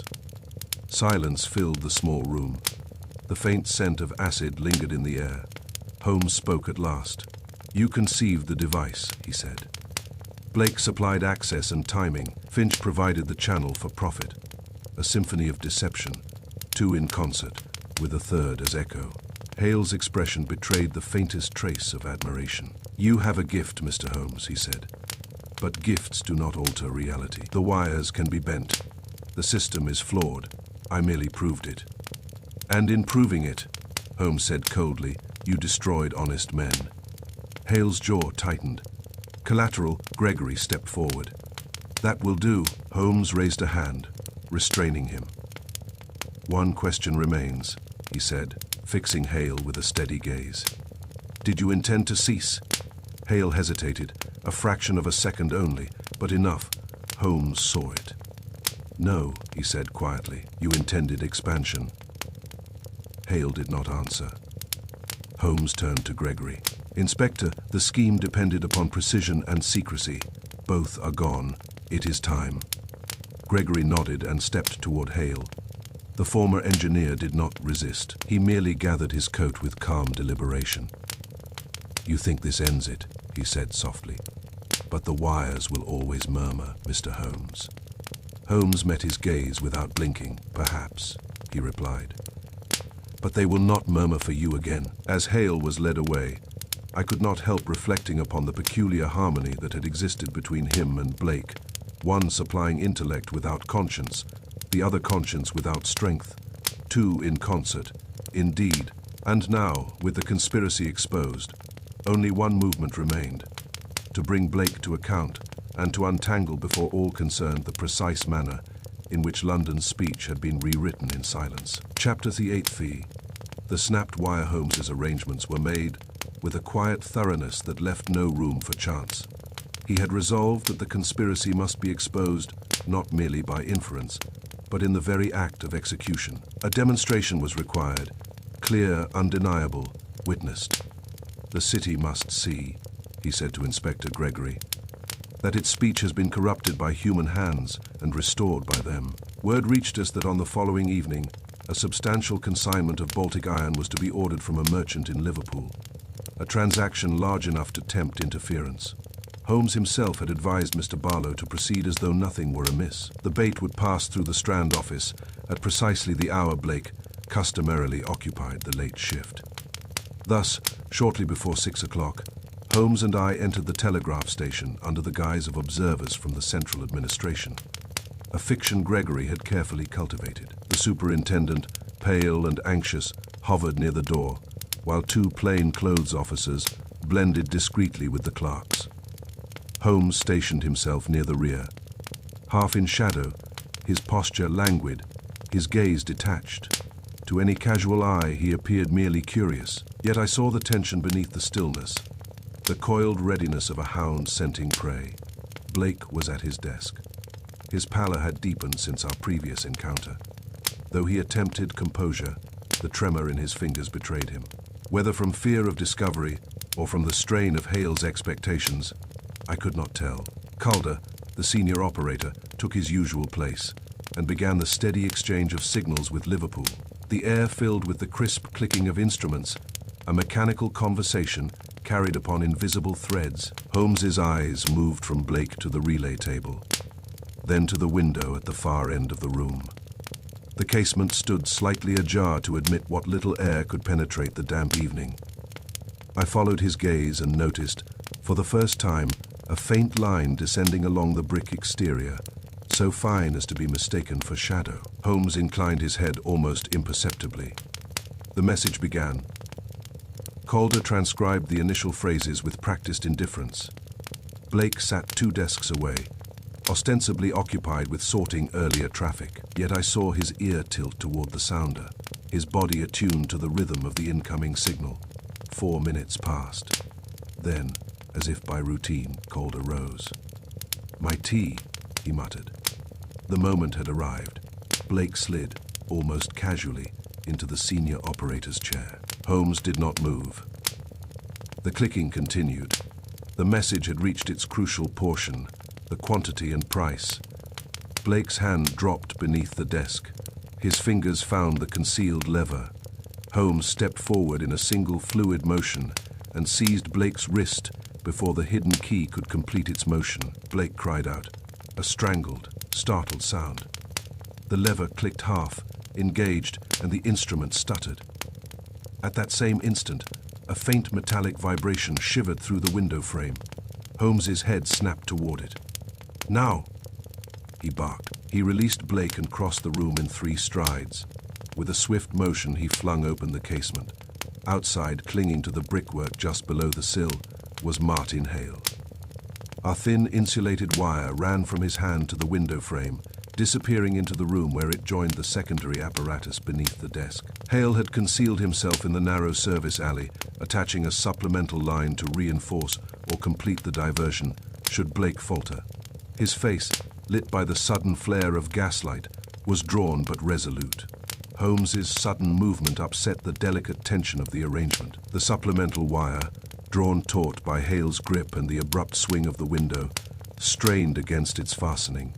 For a fraction of a second, man and mechanism hung in silent contest. Then came a sharp report like a pistol crack. The wire snapped. The broken strand lashed violently against the brickwork, coiling and recoiling like a dying serpent. Sparks flared briefly where it struck metal, then died. Hale lost his footing and dropped heavily into the alley below, cursing. Inside, the telegraph instrument gave a final erratic click and fell silent. The room was still. Blake sat frozen in the operator's chair, Holmes's imprint visible upon his wrist. His face had drained of all color. Holmes turned from the window, his eyes blazing with controlled triumph.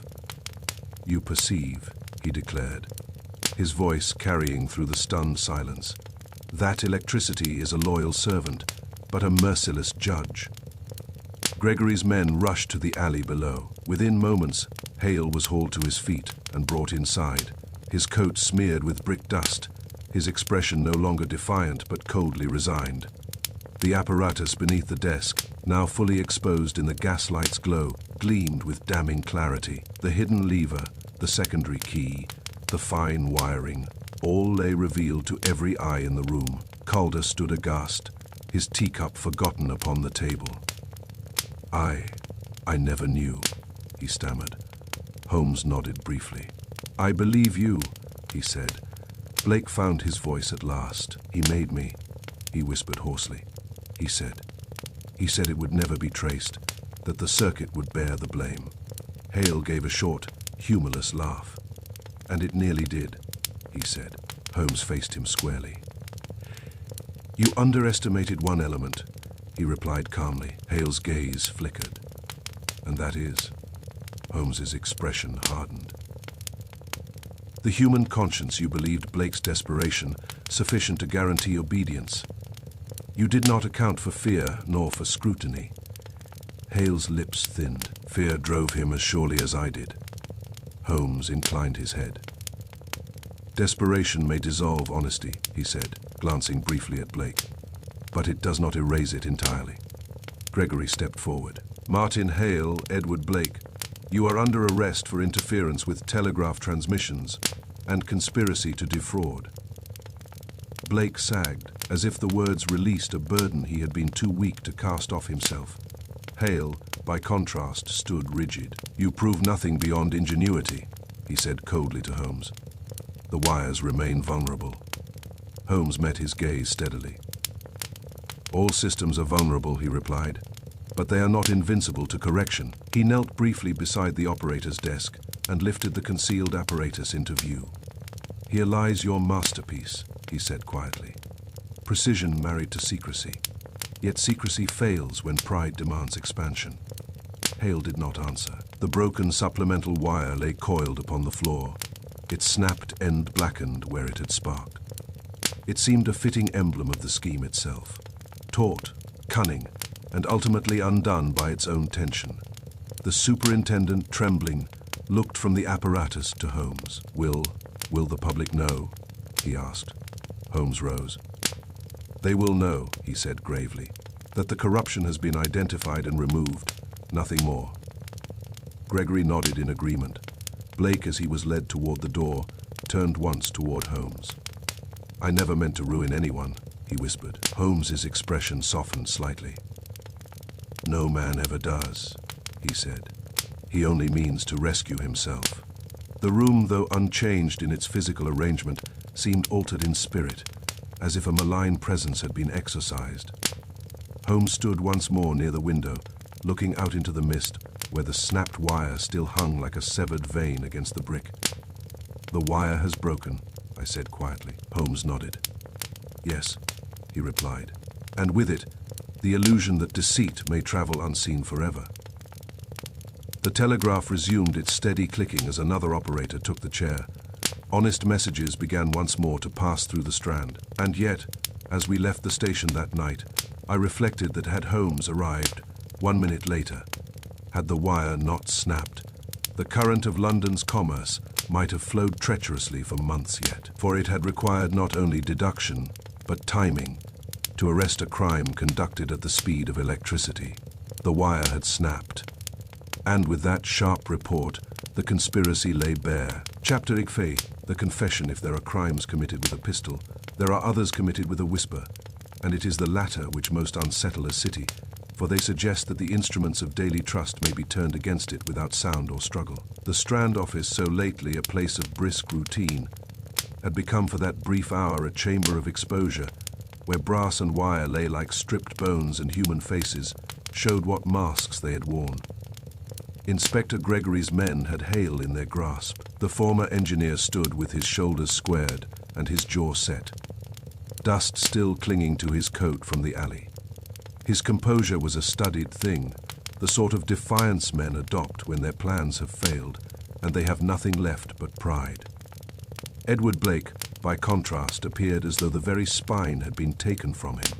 Holmes's sudden seizure of his wrist, the snapping of Hale's line, the staring witnesses, each had been a blow. When Gregory's hand fell upon his shoulder and the words of arrest were spoken, Blake made a small sound, half sigh, half sob, and let himself be led to a chair near the superintendent's desk. He collapsed into it, his composure dissolving as swiftly as the acid he had employed. I didn't want, he began, and then his voice broke. Holmes stood a few paces away, silent, his eyes moving from Blake's trembling hands to Hale's rigid posture and back again. He seemed less interested in the spectacle of guilt than in the exact contours of it. To Holmes, a confession was not merely a moral event, it was another piece of evidence. And like any evidence, it must be examined for distortion. Gregory motioned to the superintendent. Clear the room, he said curtly. Only those required. The clerks, pale and whispering, were herded out. Calder departed last, his face drawn tight with shock at the discovery that his station had harbored a secret instrument under his very hands. The door closed. The gaslight hissed softly. Outside, the fog pressed against the panes. Within, the air smelled of warm brass and cold fear. Hale gave a short, contemptuous laugh. "A fine drama," he said. "Your London loves its theatre." Gregory's voice was hard. "You'll find the courts less entertaining." Hale's eyes flicked toward Holmes. "Courts understand nothing of circuits," he said. "They will hear only what they wish, that a man tampered with wires and profited. The mechanics will be lost."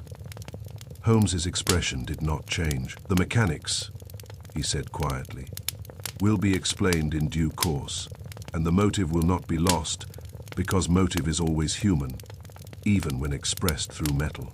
Gregory produced a notebook. "Edward Blake," he said, "you'll speak now, or you'll speak later in front of a magistrate.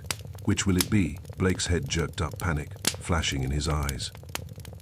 "I'll speak," he whispered. "I'll tell you everything, only don't let him." His gaze darted toward Hale. Hale's mouth curved. "Let me what?" he asked softly. "Correct your story." Blake shuddered.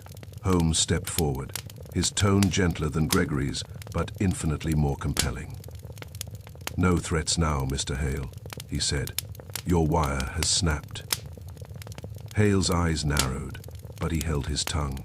Holmes turned to Blake. "Begin at the beginning," he said, "and speak plainly." Blake licked his dry lips, his hands, those restless hands, twisted in his lap. "It was the debts," he said. "They weren't much at first, a little borrowed, just until my wages came. Then my mother fell ill, and the doctor," his voice faltered. "I thought I could manage, but the interest grew faster than I could pay. They came to the station, they waited outside. They called me a cheat." Gregory's pencil scratched steadily. And then, Blake's eyes flicked again toward Hale. "He came," Blake whispered. "He was waiting near Charing Cross, by the bookstalls. He knew my name. He knew my shift. He said he'd seen men ruined by a single mistaken number, and that the system was fragile. He said he could show me how to make the system pay me instead of crushing me." Holmes's gaze sharpened. "He approached you," Holmes said. Blake nodded miserably. "Yes," he said.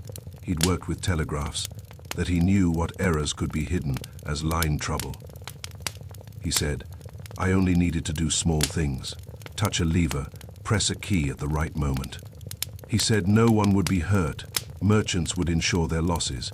He said I'd be free in a month." "And did you believe him?"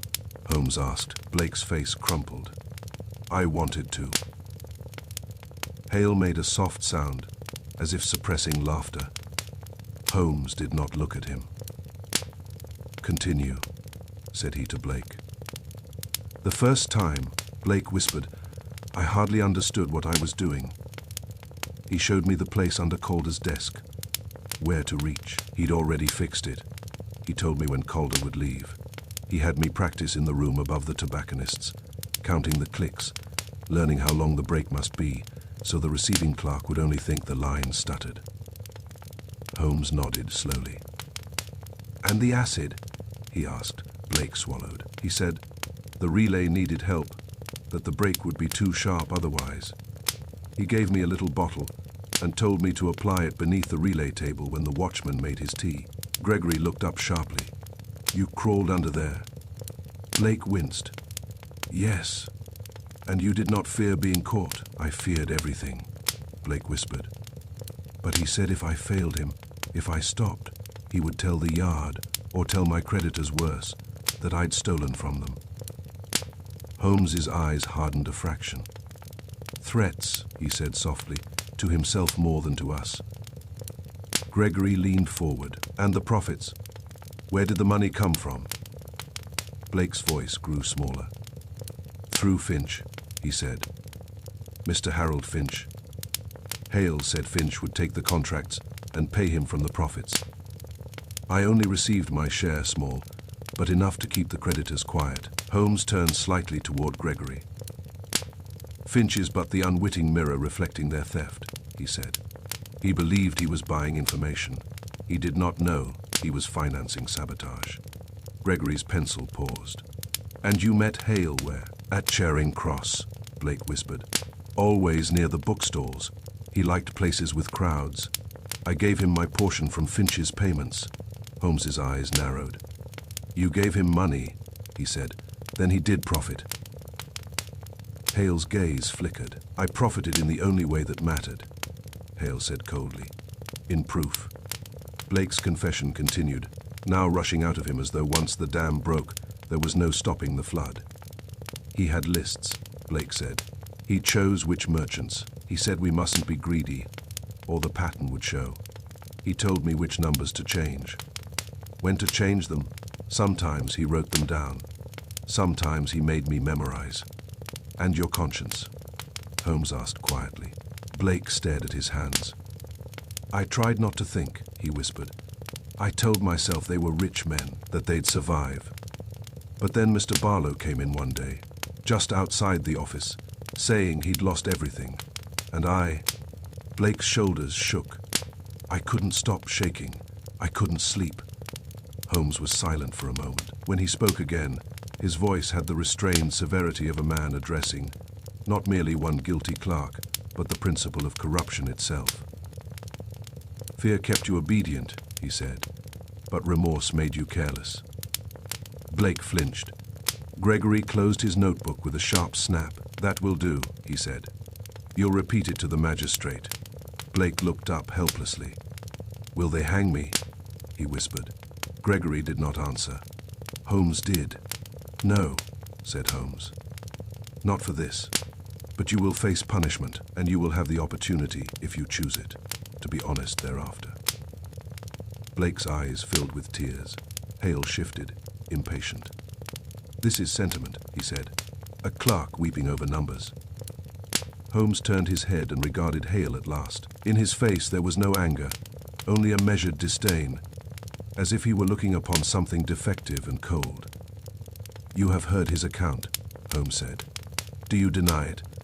Hale's lip curled. "I deny nothing," he said. "I merely refuse your moral theater." Gregory's eyes narrowed. "So you admit authorship?" Hale's eyes gleamed. "Of course I do," he said. "It was mine. The mechanism, the interruption, the concealed key. A beautiful solution to a predictable system. Your relays are crude, your supervision laughable. The city was begging to be demonstrated upon." Holmes's voice was quiet but edged. "And the men ruined?" he asked. Hale shrugged slightly. "Commerce is but calculation," he sneered. "One man loses, another gains. The ledger balances." Holmes stepped closer. The gaslight caught the sharp planes of his face, and for an instant he seemed carved from the same hard material as the instruments around him. "Sir," he said, each word precise, "calculation without conscience is merely theft refined." Hale's eyes flashed, but his defiance wavered, only for a moment, yet enough to show that Holmes's judgment had struck deeper than any legal charge. "You speak like a moralist," Hale said coldly. Holmes's gaze did not shift. "I speak," he replied, "like a man who has seen what happens when intelligence divorces itself from humanity." At that moment, footsteps sounded in the corridor, and the door opened. Scotland Yard had arrived in full, 2 uniformed constables, a sergeant, and a clerk bearing official papers. The sudden presence of authority changed the air in the room, as if a window had been opened. Gregory handed over his notes, gesturing toward Hale and Blake. "The evidence is here," he said. "Residue beneath the relay contacts. Duplicate keys, the rented room, the attempted diversion tonight, and now the confession." The sergeant nodded grimly. Hale lifted his chin, maintaining what dignity he could. Blake sat hunched, spent, as if the act of speaking had drained him more thoroughly than any night of fear. Holmes watched as they were led away. His expression remained composed, but I could see the faint tension in his mouth, the disappointment that always came upon him when a mind of brilliance chose dishonor. When the door closed again, the room felt strangely empty, despite the lingering smell of gas and brass. Gregory exhaled. "That's it," he said. "We've got them." Holmes turned toward the telegraph apparatus, now dismantled, the concealed lever lying upon the table like a dissected insect. "We have them," he agreed, "but the city has not yet regained what it lost." "What do you mean?" Gregory asked. Holmes tapped the brass key lightly. "Confidence," he said.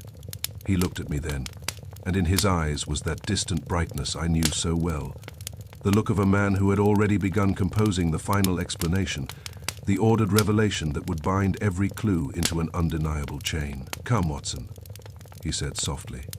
"There remains the telling of it." Chapter X faced silence, restored in the weeks that followed the exposure at the Strand office. London resumed its accustomed rhythm with a steadiness that seemed almost deliberate, as though the city itself were determined to prove that its pulse had never truly faltered. The telegraph instruments clicked once more in honest cadence. Messages passed unimpeded from Strand to Liverpool, from Manchester to Bristol, from the docks to the counting houses. Merchants who had stood upon the brink of ruin found their affairs stabilized. Contracts were renewed, consignments arrived as ordered, credit once withheld was cautiously restored. Confidence, that invisible yet indispensable currency, returned as steadily as the hum of an honest current.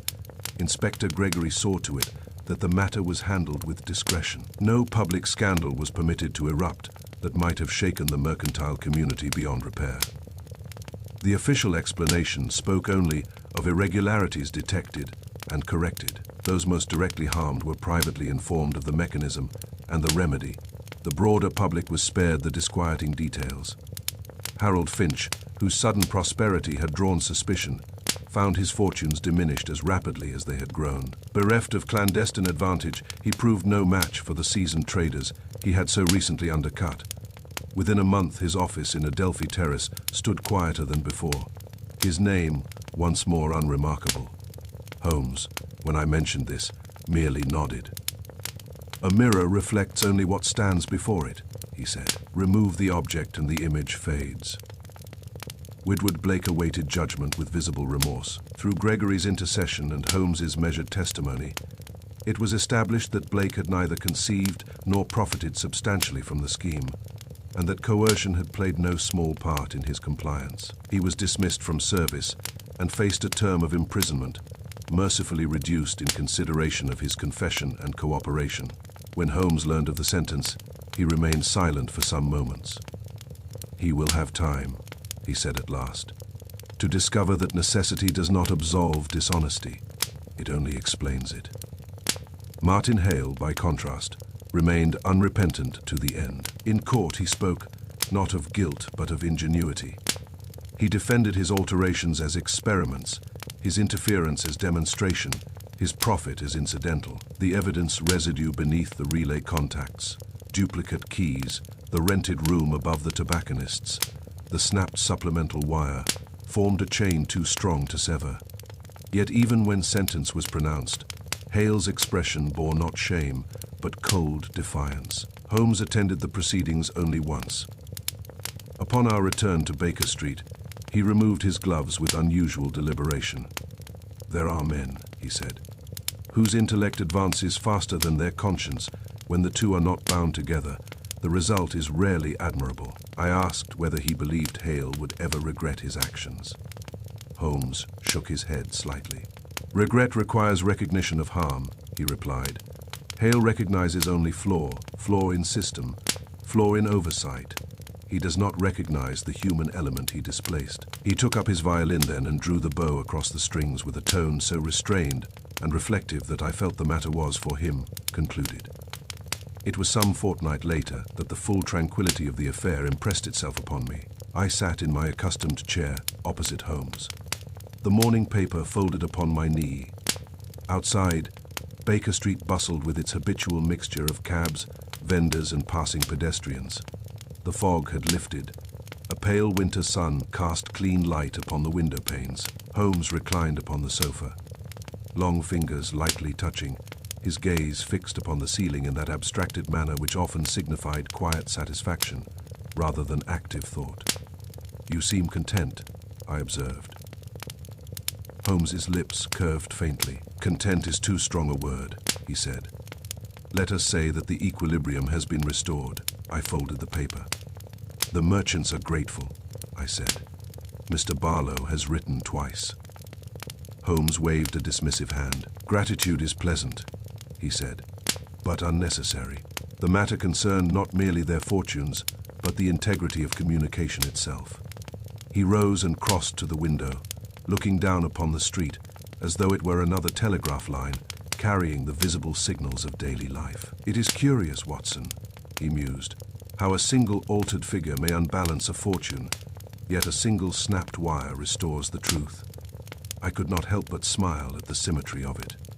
That snapped wire, I said, seemed almost theatrical. Holmes turned slightly, one eyebrow lifting. Letter has its uses, he replied. Men understand what they see more readily than what they deduce. The visible breaking of Hale's supplemental line demonstrated more effectively than any lecture that his design had reached its limit. He returned to his seat and took up one of the original message slips, which he had preserved among his papers. Observe, he said, handing it to me, how little was required to produce so much harm. A stroke of ink, a momentary interruption, a digit changed. The entire edifice of trust trembles upon such trifles. And yet, I said, it did not fall. Holmes inclined his head.